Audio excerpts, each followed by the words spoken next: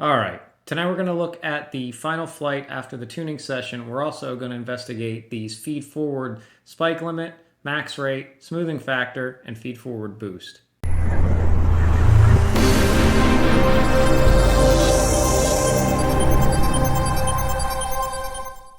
So the first part, let's check out this flight video. Now you'll notice this flight is not perfect. There's still some things that I need to work on a little bit here and there. I always want a little bit better prop wash performance. The throttles are pretty good, but could be a little bit better. I might have to tweak and maybe even move up the anti-gravity gain. I actually had it at 10 at this. But it's pretty good. I mean, you got to keep in mind, I'm really trying to induce these moves like flipping around and flying back into my own prop wash. So, in a normal flight where you're just kind of cruising around, the wash handling is going to be really good. It's just when you're trying specifically to induce it, to some extent, it's like, oh, I didn't get any. Well, then I'll push it harder till I get some. It's basically I'm pushing as hard as I can to get the wash. Same thing with the throttle pumps and things of that nature. Like, oh, I didn't get any pumps. Let's really try to jam it and do a full throttle and really totally get off of it to see if I can induce that bad behavior as much as possible.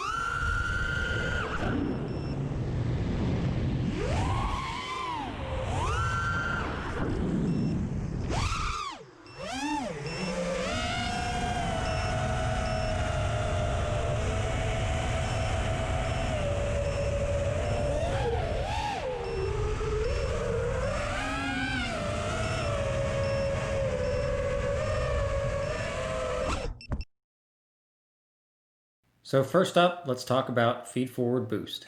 What feed forward boost does is it mixes in some of the RC signal, RC command is what it is in black box, and it's your raw stick inputs. So when you move your sticks over, it's a linear response on your fingers, right? There's no rate curve on that. And what feed forward boost does is it mix in some of that linear movement into the feed forward command so that feed forward's not getting dampened down by your rates. Usually at your rates, you have a soft part at the center of the stick. So that means as you move your fingers out, your set point kind of moves really slow as you're coming off the center of the stick. And then as you go toward the ends of the stick, it starts to move a lot faster. Well, since feed forward is based on the slope of the set point, so this slope of this green line, the higher the slope, the faster feed forward boosts. It's obviously going to push more near the end of the stick travel than it does at the beginning of the stick travel. And feed forward's all about getting a preemptive boost on the PID loop reacting to the PID error. So it's really trying to boost it up prior to getting any PID error. So on this log, you can see I have feed forward boost at 1 and feed forward boost at 50. So you can see in each log, all the other settings are exactly the same. The only difference between these two is the feed forward boost. And you can see here the set point is the green line, which is the sticks on the left-hand side here. The gyro is the quadcopter's reaction. And you can see the idea is that we get the gyro to track exactly on top of the stick so there's no delay. Right now in this one, there's about 8 or 9 milliseconds of delay. Now you can see with feed forward boost, there's really no delay. The gyro is tracking exactly on top of the set point. And you can see how with more feed forward boost, the limit is 50, that it's boosting the feed forward signal down low a lot more than it is over here with feed forward boost set to 1. The default on the feed forward boost is 15. So you can go ahead and move that up and get a little bit more preemptive boost. However, there's a downside of feed forward boost, or we would just set it as 50 as the default. If your feed forward boost is set too high, you'll start to see these spikes in the feed forward trace. So you can open that up where you'd feel it on the sticks or kind of hear it. And what it is as you're moving the sticks out even slowly, it's coming in one step at a time, and that is getting boosted. So as you're kind of just slowly moving the sticks back and forth, you'll have this jitter and these spikes in the feed forward signal if your feed forward boost is too high. So it's really transmitter dependent. Honestly, you can hear it if you just, play with your feed forward boost. You can, put it at 15 and then just go out in the field and just do a line of sight and just move your stick slowly back and forth and have your quad kind of roll right, roll back left, roll right, and then just keep moving that feed forward boost limit up in the CLI and go from 15 maybe to 20, 25, 30. And then as you move that up, you'll hear that oscillation start. And then obviously you've gone a little too far and maybe you have to back it down 5 or even just leave it at the default. So that is the benefit of feed forward boost, but if you go again too high, that's the down draw of feed forward boost as well. It's kind of in the weeds, so you don't need to mess with this. The other alternative to this is just jack up your feed forward gains and just leave feed forward boost alone at its default of 15. So feed forward max rate limit is another one that reduces and messes around with feed forward a little bit. And this is really the difference between feed forward, like when it was originally developed and coded into Betaflight, and then now it's called feed forward 2.0, is some of these tweaks and variables that can get moved around. And also the code was kind of optimized because these things were built in. So what feed forward max limit does is set at 100, so it knows your rates. So Betaflight obviously knows the max roll rate that you're shooting for as a target. And at 100, essentially it will have this delay so that you can see this one is on the left is 100 and this one has the limit at 50. Everything else is all the same, of course, just like before. And you can see at 100 how it cuts off the feed forward signal prior to getting to the max rate. So if we look at the distance between here and right around where we get the max rate, about 8 milliseconds before we get to the max rate, this slope, you can see this slope is still going up. So feed forward should actually be continuing to spike up here. And that's some of the downsides of the original code of feed forward. As you're getting into your max rate part, right at the very end of your stick, feed forward actually boosts the most because of your super rate. So you can kind of see here on your rates profile how your signal of your rate slope is actually the sharpest at the very end. So as you're really approaching the max rate where you would expect to start to not push so that the quad doesn't overshoot, feed forward is going to be boosting the very most, but not with the new max limit variable within feed forward 2.0. So again, it knows that it's trying to detect the max rate, and then it's trying to shut off prior to that. So you can see it's starting to ramp down here before it's actually getting down. That was about 8 milliseconds, and then that is helping reduce this little bit of overshoot you get here.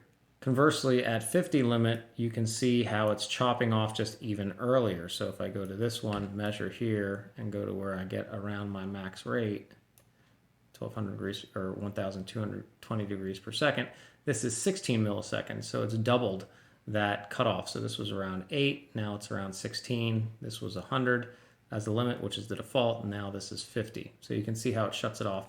So you can use max limit to, if you have overshoot at the entering a flip or a roll, not that you can really see it anyways, but if you have that, that's one way of just reducing that max limit. It's only going to ever activate when you're really doing a full stick deflection. Other than that, it's not going to come into play. So these like half twitch moves where you're not really getting out to your max rate here for your roll or pitch move, feed forward limit just doesn't come into play.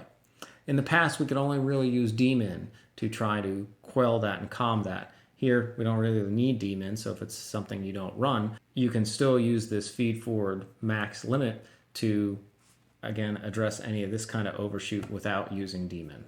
Next up is feed forward spike limit. So what that does is if your feed forward trace has a gigantic spike in it, that will impose a limit to it. So the higher that value, the less limit there is, or that limit will be a higher value, so it won't limit the feed forward trace. And that's essentially the long and the short of it. So if you have quick stick movements and you want to kind of cap out feed forwards, that the signal from feed forward, you can impose that spike limit and bring that down. Lower spike limits will obviously cap off at a lower threshold. Higher spike limits at 255, for example, won't cap off at all. The default is 60. I would say most of the time you can just leave it at 60. It's not really something you necessarily need to mess with, but it's in there and that's what it does.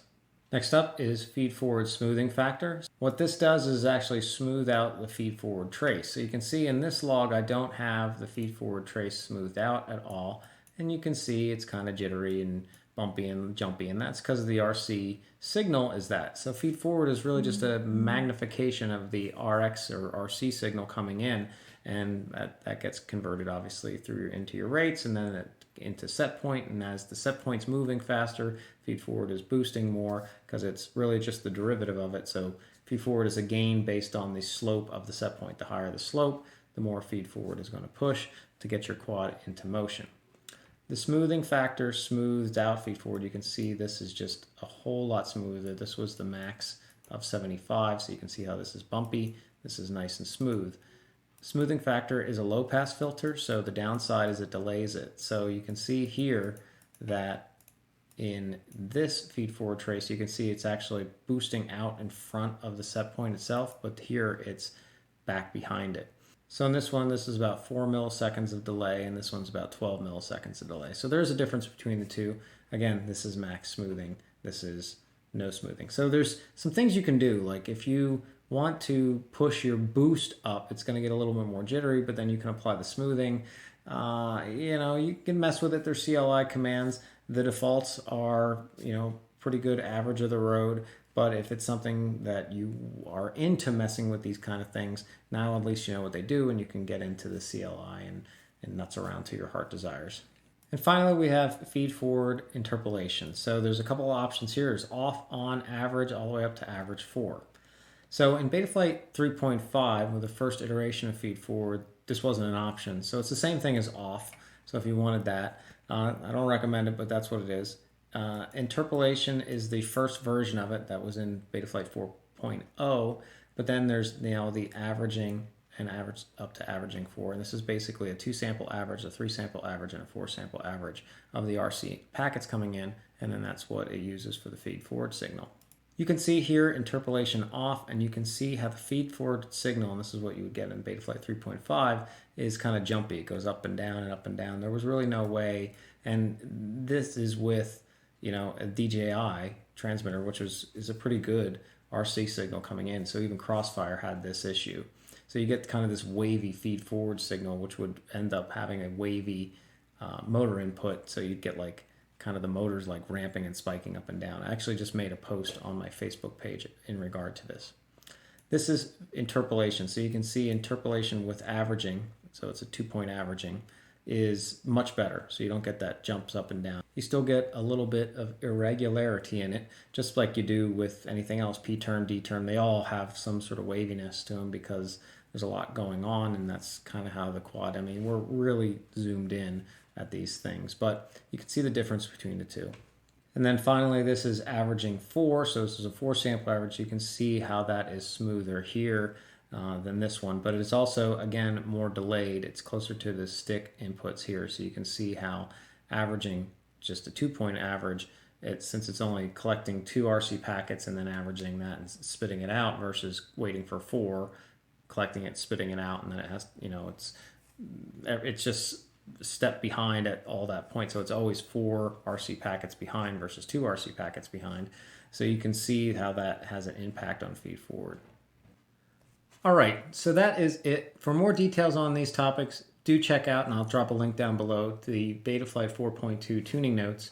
And to simplify things, Chris Thompson made these presets here that you can basically copy and paste. And you can see here he has different things for the RC smoothing, the interpolation type, the smoothing, feed forward smoothing factor, spike limit, and boost.